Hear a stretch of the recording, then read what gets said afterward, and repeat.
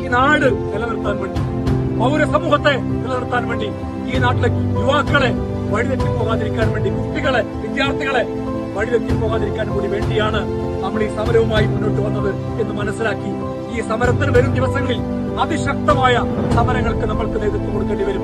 MP രാജേഷിനെ നിയമത്തിന് മുമ്പിൽ കൊണ്ടുവരുന്നതുവരെ, ആ സ്ഥാനത്ത് നിന്ന് മാറ്റി നിർത്തുന്നതുവരെ ഈ സമരവുമായി മുന്നോട്ട് പോകുമ്പോൾ പ്രിയപ്പെട്ടവരെ കൂടെ ഉണ്ടാകണം എന്ന് മാത്രം പറഞ്ഞുകൊണ്ട് ഈ സമരം ഔപചാരികമായി ഉദ്ഘാടനം പ്രഖ്യാപിക്കുന്നു. അഭിവാദ്യങ്ങൾ. ജയ് മുസ്ലിം യൂത്ത് ലീഗ്.